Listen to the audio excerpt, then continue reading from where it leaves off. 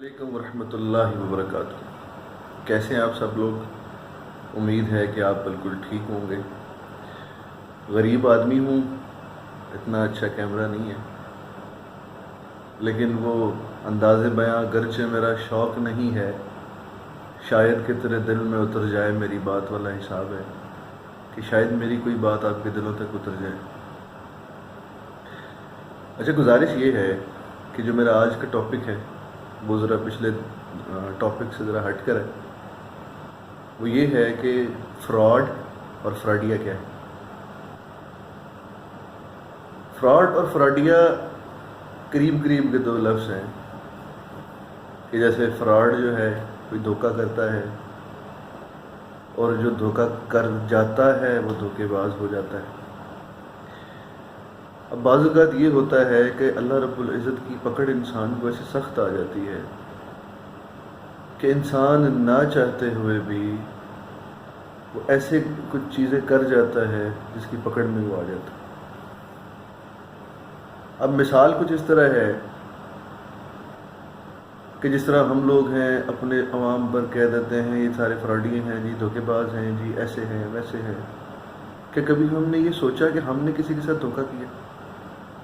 کہ کبھی ہم نے یہ سوچا ہے کہ ہم نے لوگوں کے ساتھ برا کیا؟ کہ کبھی ہم نے یہ سوچا ہے ہمارے کسی بڑے بزرگ نے کسی کے ساتھ دھوکہ کیا ہو، اس نے کوئی تکلیف برداشت کی؟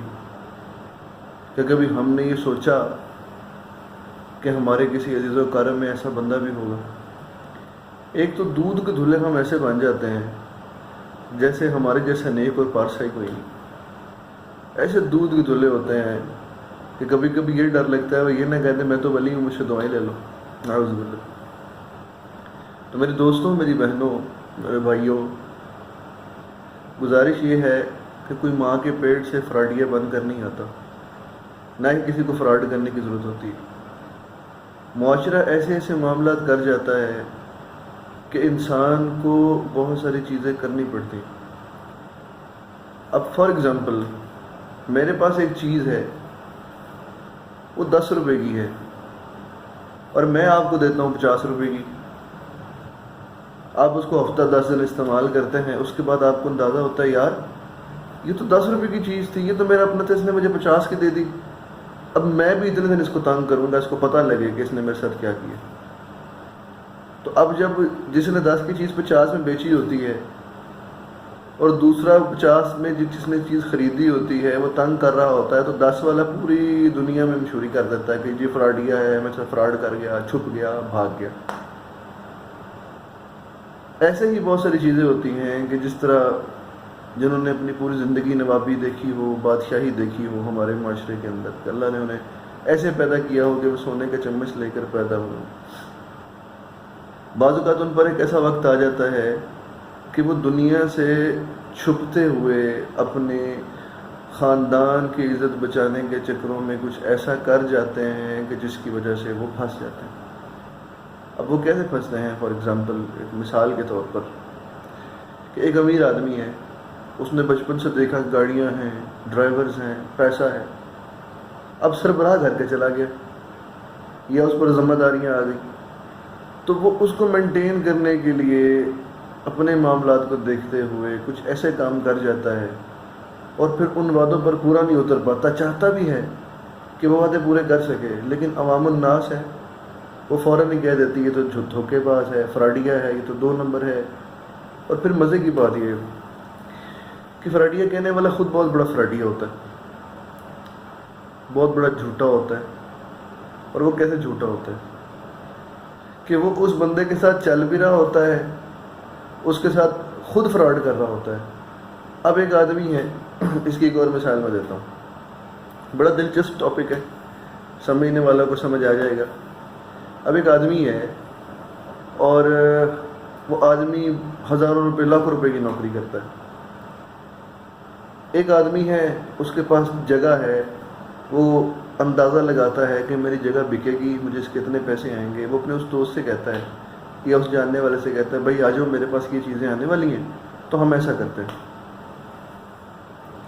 اب معاشرہ ہے نا، لالچ تو ان کے دل میں بھی ہوتی ہے، لیکن وہ ذرا دبی ہوئی لالچ ہوتی ہے۔ فراڈ تو ان کے دل میں بھی ہوتا ہے کہ چلو ٹھیک ہے بھائی، اس کے پاس پیسے ہیں، ہم جائیں گے لگائیں گے، ہم تو پہلے سے نہیں لگائیں گے نا، لگائے گا تو وہ ہم بیچ میں پارٹنر ہو جائیں گے، پھر تھوڑے تھوڑے اس کو دے کے سائڈ پہ کر دیں گے اور خود اپنی جگہ پر آ جائیں گے۔ تو اب یہاں پر دیکھ لیں، فیصلہ آپ لوگوں نے کرنا ہے کہ فراڈیا ایک طرف ہے یا دونوں طرف۔ ایک بندے کو امید ہوتی ہے اللہ سے، اللہ رب العزت میرے کام کر دیں گے تو میں اس کے مطابق چلوں گا، لیکن مولا علی کرم اللہ وجہہ کا فرمان ہے نا کہ میں نے اپنے ارادوں کے ٹوٹنے سے اپنے اللہ کو پہچانا۔ تو بعض اوقات وہ جو نواب زادہ ہوتا ہے وہ اسی چیز پر رہتا ہے کہ میرے پاس تو جگہ ہے، بک جائے گی، لیکن اس غریب کے ساتھ یہ ہوتا ہے کہ وہ چیزیں نہیں ہوتی، تو اگلا بندہ اس کے سر پہ چڑھ جاتا ہے کہ تیری وجہ سے میں نے یہ کر دیا اور تو ہی نہیں ایسے کیا۔ لیکن وہ کبھی یہ سوچتا ہے کہ میں نے اگر اس کے ساتھ ایسا کیا ہے یا اس نے مجھے ایسا کروایا ہے تو میری بھی تو اس میں کوئی لالچ تھی، میں بھی تو کسی جگہ پر فراڈیا تھا۔ پر اللہ بھلا کرے، اللہ بھلا کرے ایسے لوگوں کا۔ اور بعض اوقات پھر ایسے بھی ہوتا ہے، ایک اور مثال دیتا چلوں، آپ بھی کہیں گے آج ہم اللہ کس چیز پر لگ گئے، اور بعض اوقات ایسے ہوتا ہے، غور کیجئے گا کہ کچھ لوگوں کے پاس پیسے ہوتے ہیں، مثال کے طور پر میرے پاس پیسے ہیں، میرے گھر والوں کے پاس پیسے ہیں، یا میرے عزیز و کاروں کے پاس پیسے، وہ خود ہی کہہ رہے ہوتے ہیں جی آپ کو چاہیے تو آپ رکھ لیں، جی آپ کو چاہیے تو آپ رکھ لیں، جی لگا لیں۔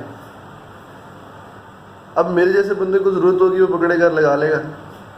اب جب وہ لگا لے گا تو کچھ دنوں بعد انہی کے درمیان میں سے ایک نیک بزرگ آ کر کہے گا وہ تو فراڈیا تھا، وہ تو فراڈ کر گیا، تو ساتھ ہی اس وقت ساری اچھائیاں ختم ہو جائیں گی، ساتھ ہی کہا جائے گا جی میرے پیسے دے دیں، میں تو غریب تھا، میں تو لٹ گیا، پھر وہ پوری دنیا میں بدنامی شروع کر دے گا۔ اب اس پر بھی فیصلہ کریں فراڈیا کون ہے، یعنی کوئی تو لالچ ہوگی۔ احسان فراموش مت بنے، زندگی میں کبھی نہ کبھی تو کسی نے احسان کیا ہی ہوگا، اس احسان کو یاد رکھ لیں، اسی کا دفاع کر دیں۔ یعنی ہم فراڈ کرتے ہیں اور پھر فراڈیا پیدا کرتے ہیں۔ تو اسی لیے انسان کو یہ چاہیے اور ہم جیسے مسلمانوں کو یہ چاہیے کہ یہ جو معاملات ہیں ان کو درست کریں، ان چیزوں کو درست کریں، اور خود حاجی نہ بنیں کہ بھائی میں نے تو تمہیں راہ راست پر لانا تھا اس لیے میں نے یہ کر دیا۔ خود تو راہ راست پر آ جاؤ بھائی۔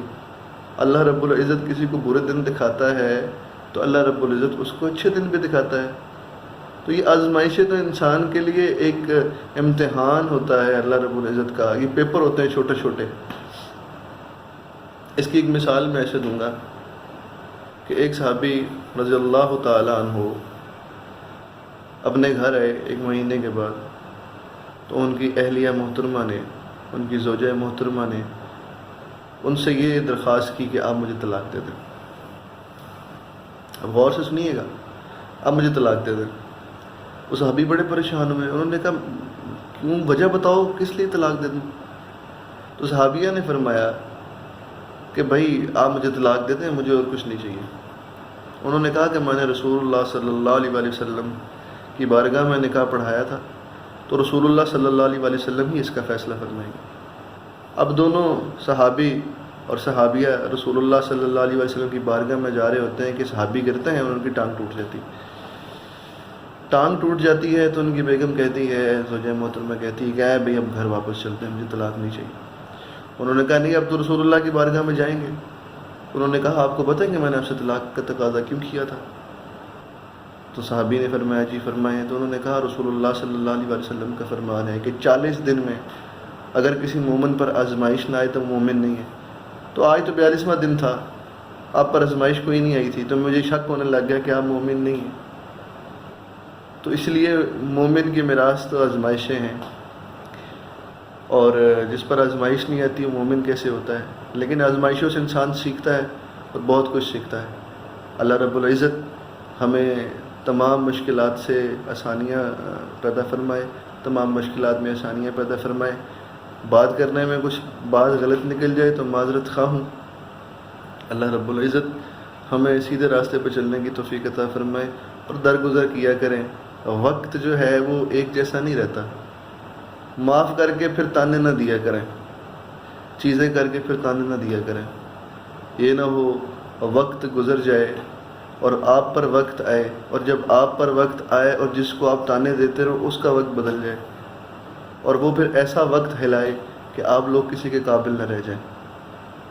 تو اللہ رب العزت ہم سب کو کامیابیاں دے، ملک پاکستان کی حفاظت فرمائے، ملک پاکستان کے کونے کونے میں ہر جگہ پر بچوں کی حفاظت فرمائے، بہنوں بیٹیوں کی عصمتوں کی عزتوں کی حفاظت فرمائے۔